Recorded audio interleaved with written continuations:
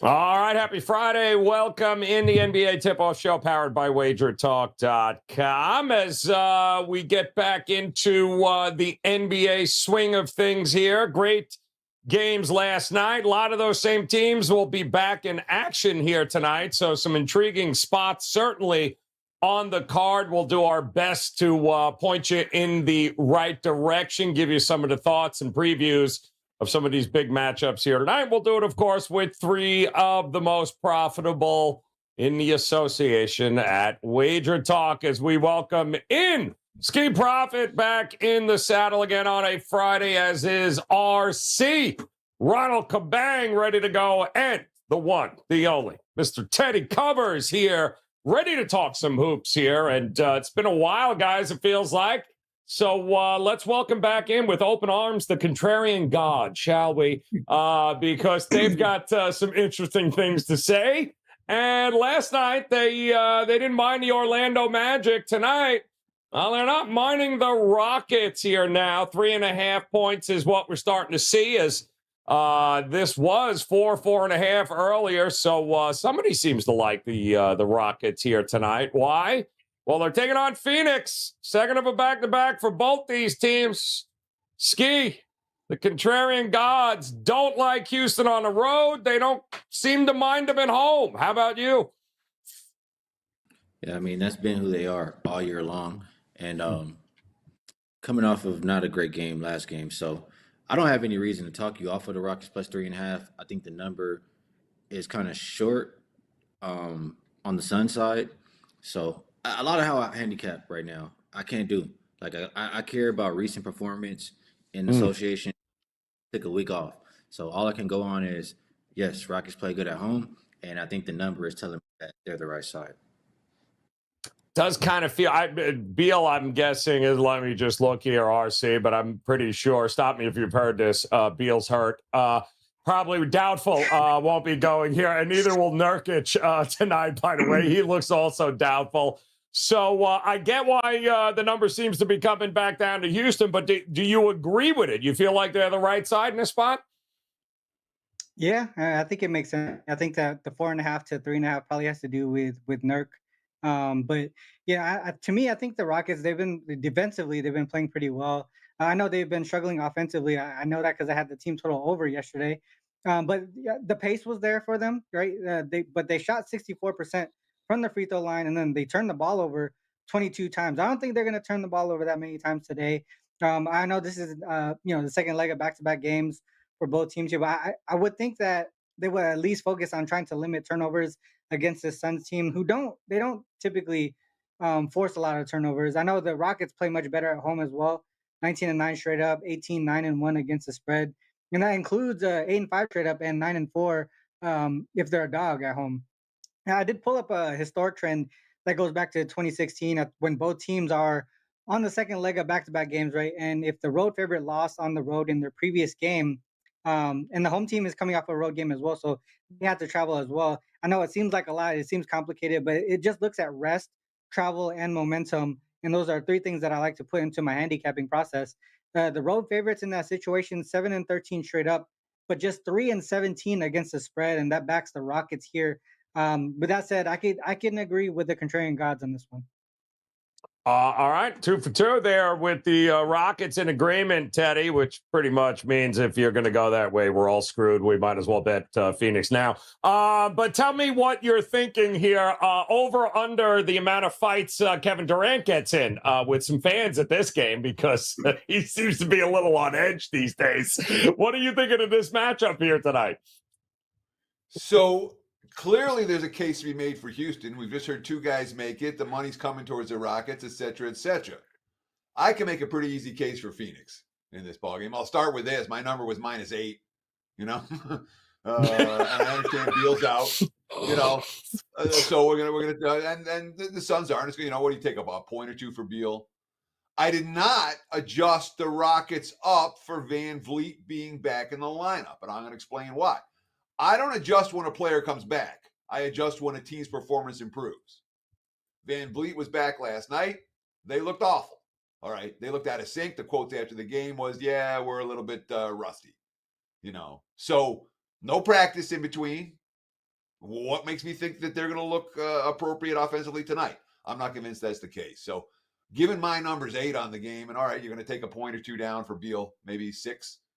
I can't make a case for the dog here. There's just not enough points. So I will go anti-contrarian and lay it if I'm playing it. Whew. Had me sweating there for a minute. All right, there you go. 2 for the Rockets, 1 for Phoenix. Still don't know how many fights Durant's going to get into with fans, but time shall tell. I believe Robert's heading to this game tonight. So there's at least one that we know will happen as we get ready, of course, for a featured matchup tonight.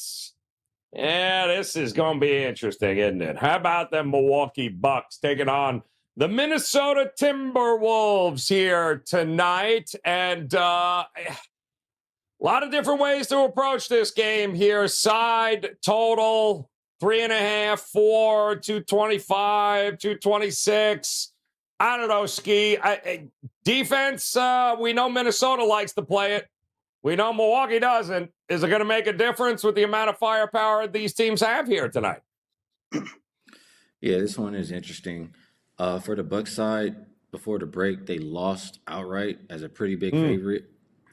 When these teams played, Minnesota blew them out. So this should be a game that, they care about quite a bit. I don't really like to go against teams in situations where I think they're extremely motivated. And that's who I think the Bucks are today. Timberwolves have been clearly better. You mentioned the defense. They've only lost, I think, a handful, maybe 5 games at home all season long. They've shown me more consistency. So for that reason, I don't want to bet. I don't want to bet the Bucks just simply off motivation. So I'm torn. I hate to be Switzerland. If I have to play it, I'll go with the team who showed me more long term. I'll go with the Timberwolves at home.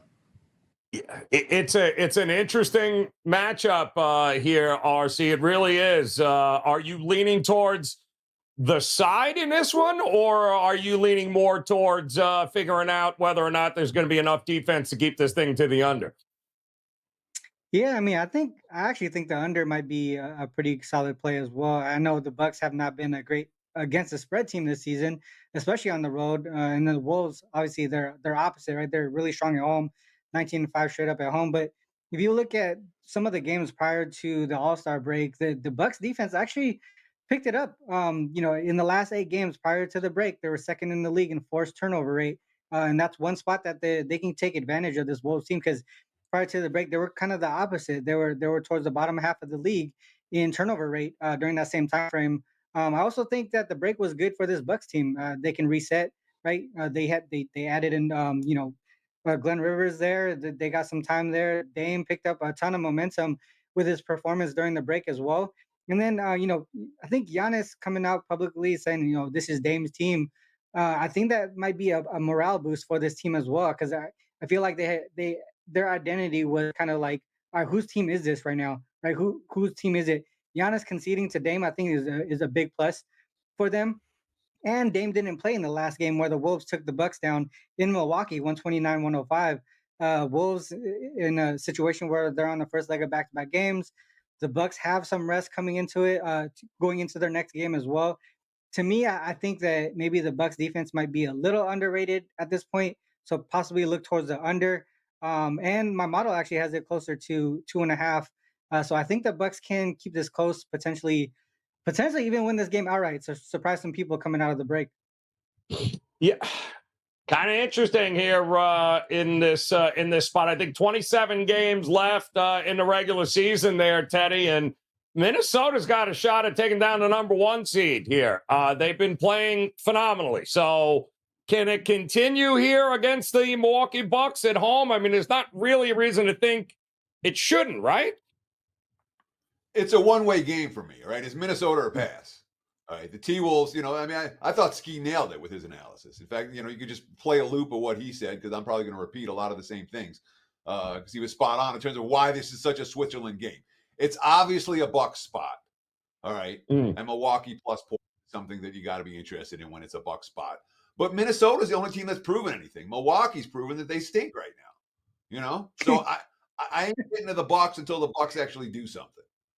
So from a side standpoint, it's a pass. Then you look at the total; it gets even worse. All right, you're like, yeah, we love, we know Milwaukee wants to play D. All right, we know Minnesota can play D. So we're thinking under. Well, they played a couple of weeks ago, flew over the total by double digits. What do we have here? We have a game in which the game after Lillard won the MVP and Towns scored 50 in the All-Star game. You know, it's like they're going to see more defense than that tonight, but this total's so low. You know, I mean, it's lower than I'm comfortable betting an under on. So what are we going to do? Switzerland, my friends. This is a pure pass for this. Yes, we're getting the flags out. By the way, no Middleton here tonight for Milwaukee. They weren't sitting idle. I think they did sign Gallinari there over the break as well to help with some depth. So it's going to be worth keeping an eye on both of these teams here over the next 27 regular season games because there's only 4 games separating them, which is kind of bonkers when you think about it with how good Minnesota has been. All right, so we're going to see if we can find a total here that we all agree upon that maybe, just maybe, we're looking at an over with the Atlanta Hawks. It's the gift that keeps giving here. Atlanta and Toronto. The amount of tickets that Skee has cashed at some point this season backing overs with Toronto was quite hilarious. And there's really no reason, Skee, to think we won't be cashing another one tonight, taking on Atlanta here. What are you thinking? Well, I view Toronto as a team that they like to play with pace, and the Hawks, they're also going to play up tempo. They've been playing well lately, and it's not because they're playing any defense. They're just playing enough offense to outscore. To see Atlanta favored like they are tonight, I have to think that's the way that the game is going to go. A track meet and very high scoring affair. You look at both of these teams this season. You have Toronto 19-9 to the over on the road. Hawks 18-10 to the over at home. I think that's how it's played again tonight. Kind of hard, RC, to look at anything but maybe, overs, team total overs. I mean, Atlanta's not playing any defense. Let's be realistic here. The question is, how confident are we that Toronto's going to get enough offense to get this thing towards 250? Yeah, I mean, that's their problem, right? Their offense, they've gone under in 4 of their last 5 games, including last night's game. They did play some defense yesterday, though. They shut down the Nets offense. But I looked at the Raptors on the second leg of back-to-back games, and when books expect them to have a higher scoring game. So I looked at second leg of back-to-back and totals greater than 230. 5-0 to the over for the Raptors team. They're also 5-2 to the over when the total is at least 240. So these higher totals, they're capable of going over, and that includes 3 and over to the overs 240 since the trade deadline. So that's their current roster. I know they have some injury statuses that you need to be aware of for today, but for the most part, they should be able to get up and over on their side when they expect a faster paced game. The Hawks, they've been a strong over team, especially as home favorites. So for me, I can also agree with one way to look is the over for this one. Yeah, the only thing that gives me pause here, Teddy, is I'm looking at this. It hadn't moved. Like, it's an Atlanta Hawks game. Why is this total not moving towards the over at this point in the day? But it's kind of holding steady at 245.5. Is it just an over a pass spot for you? So what did we see the last time these two teams met? We saw 126 to 125. And that was a game in which the Hawks were 6 of 27 from 3-point range. So it wasn't even a 3-point fest. It was all pace. And admittedly, it was a night where the fouls were being called. And that's probably, when you're talking about a total in this range, that's a big piece of the equation. Are they going to play enough defense? Are they going to be combined to play enough defense to get enough fouls to get these teams into the bonus? Because possession-wise, we're going to be there. But no stat correlates more with totals than free throws. Obviously, you're scoring points with the clock stopped, and that sort of helps get up and over. So I think as long as we see a reasonable number of free throws tonight, this game, pace-wise, there's no business not getting up and over. And I'll say this, I watched Toronto and Brooklyn pretty close last night, or at least till I turned it off in disgust. Yeah, the Raptors played some defense, but that was more about the Nets offense looking completely lost than Toronto turning it on defensively. At least that was my assessment of last night's game going under. That said, they had a bunch of easy fast break buckets because Brooklyn just kept on turning it over. So they don't know if we're going to see that from Atlanta tonight. 245.5, sitting strong there here, guys. Possible over alert for us in that one. And loaded slate again here tonight. A lot of second of a back-to-backs here on the schedule coming out of the All-Star break. We got a ton of interesting dogs that we're going to want to take a look at here. So, Robert, let us see. What has the schedule got in store for us here tonight? That's my dog. That's my dog. That's my dog. That's my dog. And anybody got to say anything, you let me know. That's my dog. See what we got here. Raptors, Rockets. We got some Heat. We got Wizards, Spurs, Sixers, Grizz, the Bucks, the Blazers, and the Hornets. All interesting numbers on this board, kind of all over the map. So, all right, Skee, kick it off. How disgusting are we going here tonight for the dogs? Yeah, you know, I love a nice ugly dog. I really do. But I don't know if I'm going with the ugliest today. I'll go with the Raptors plus 7.5. And my reason will be very simple. When I talked about Atlanta game earlier, I said that they beat teams by just outscoring them. There's no defense being played. Me personally, I will not expect to win by this kind of a margin if you can't get stops. So just simply based on that, I'll go with the Raptors plus the 7.5 points.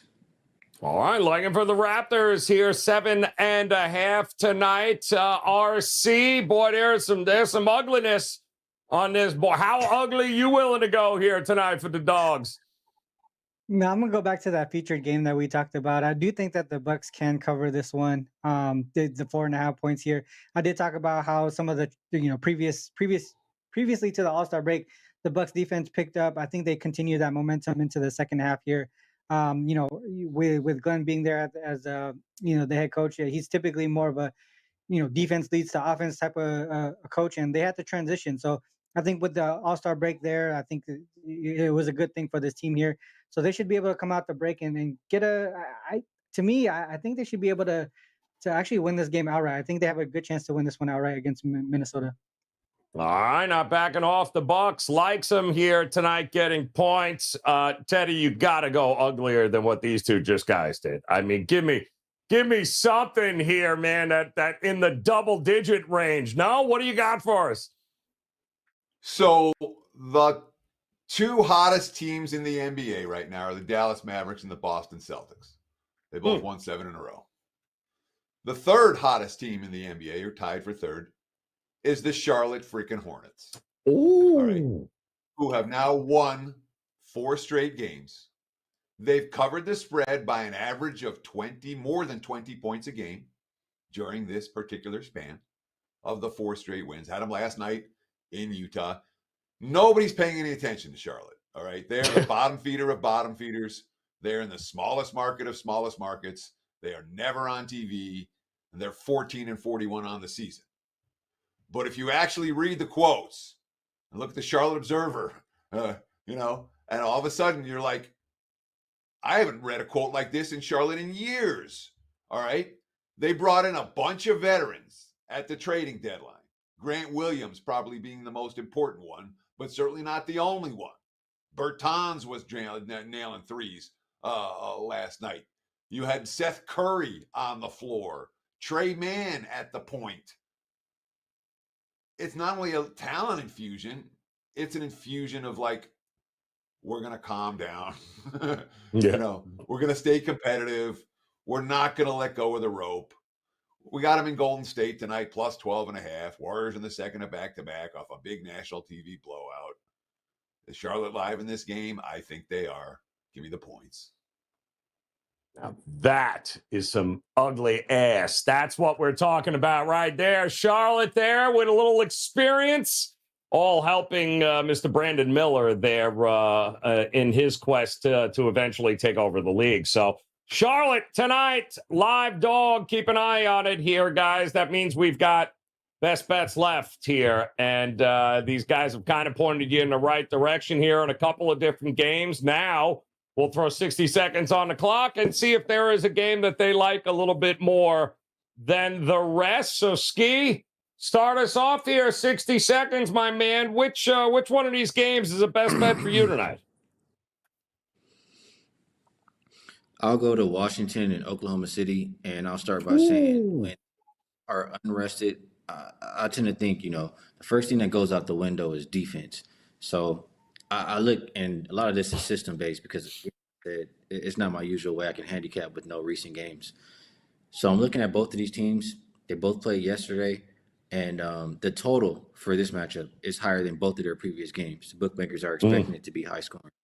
I look at the Wizards, how they've been playing lately.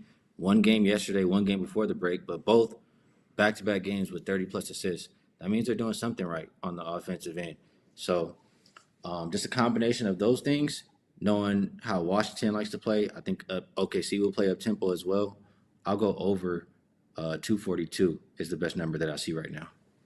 All right, 242 it is. Yes, kind of. Well, I mean, if the Clippers couldn't stop SGA, how in the hell are the Washington Wizards going to stop him there? So, RC, 60 seconds on the clock here, my man. Where are you looking for a best bet here tonight?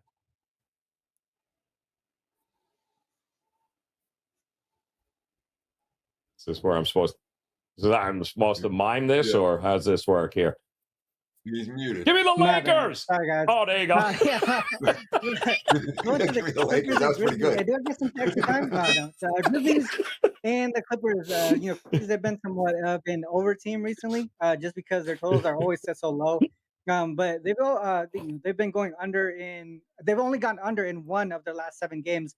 They're much more rested than this Clippers team. Obviously they're coming off the loss yesterday, 107-129.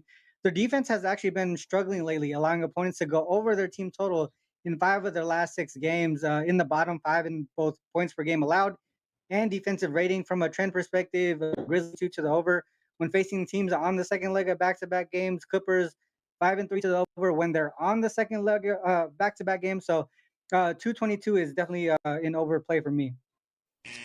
All right, looking at the over there with Memphis and the Clippers. That leaves us one more best bet here. And you guys have been paying attention. You'll have a pretty good idea on where Teddy is going here tonight. So, Teddy, because I happen to catch Wager Talk today, so I have a pretty good idea on where you're going here right now.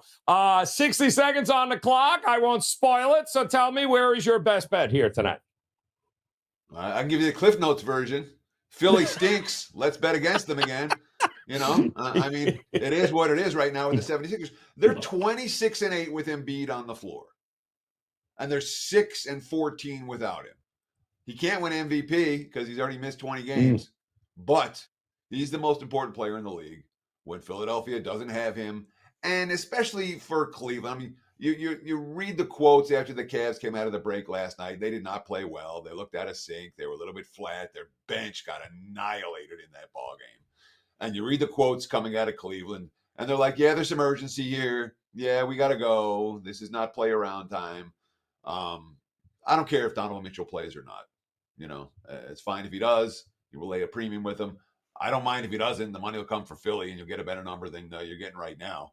But in my mind, Cleveland, the only way to look, lay it if you play it. The Cavs. Boom. Only way to look here in that one tonight, 7:30 tip in that one, guys, with the Sixers and the Cavs. So to recap it one more time, we got the Clippers in Memphis over 222 for RC. Washington going over against OKC here tonight, 242 in that one. And you heard it, Cliff Notes. This just in. Sixers suck.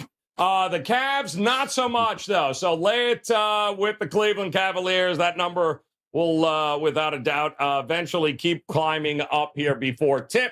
Cavs getting it done, and so are all 3 of these guys here, not just tonight, but all weekend long.